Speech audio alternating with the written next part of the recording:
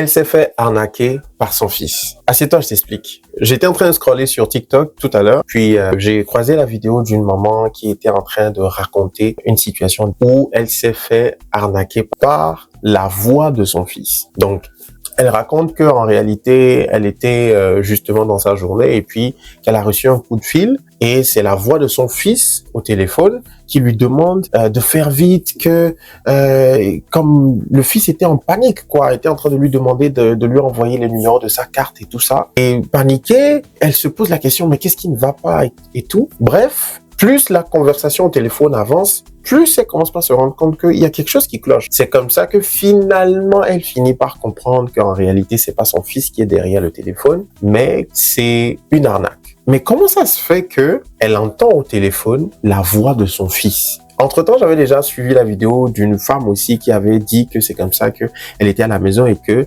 elle a reçu le téléphone de sa fille qui normalement était censée être à l'école. Bref, toutes ces histoires ramène à un seul et même point, une arnaque à partir de numéros de téléphone que tu connais avec la voix de quelqu'un que tu connais. Et ça s'appelle le spoofing. Et c'est ce dont je voudrais te parler aujourd'hui. Le spoofing, c'est une technique d'arnaque qui est basée sur l'intelligence artificielle, où l'intelligence artificielle va piquer le numéro de quelqu'un que tu connais et va essayer de t'appeler avec pour te soutirer des informations précieuses, pour t'arnaquer. Cette histoire nous emmène à prendre conscience qu'il faut que nous sachions protéger nos données, nos informations.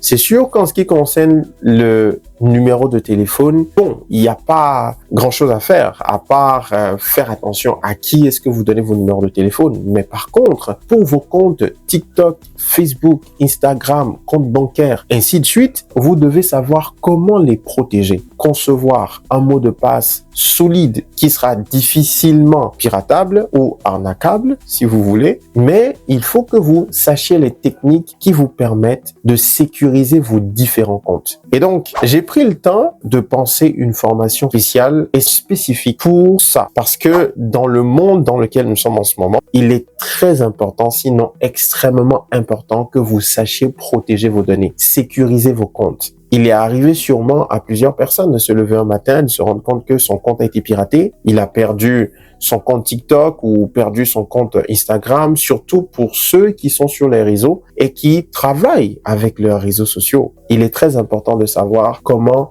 sécuriser, protéger ses mots de passe, protéger ses comptes. Et dans cette formation, j'ai pris le temps de parler des techniques pour créer des mots de passe solides, des différentes façons de sécuriser ses comptes. J'ai parlé aussi des applications à double authentification. Bref, j'ai vraiment pris le temps de vous montrer étape par étape tout ce que vous avez besoin de savoir pour sécuriser votre compte. Alors, il faut savoir qu'entre-temps, je suis développeur de formation, donc j'ai pris le temps de mettre toutes mes connaissances dans cette formation-là. Sans plus tarder, tu peux simplement scanner le QR code juste à côté ici, ou encore aller dans ma bio et cliquer sur le lien pour accéder à la formation. Donc, sur le lien de la bio, tu vas sûrement tomber sur ma page des liens, et là, tu vas juste regarder dans les différents liens, tu vas voir formation plus carnet de mots de passe, parce que oui, j'ai pensé également à mettre en place ou à concevoir un carnet de mots de passe dans lesquels tu peux justement écrire tes mots de passe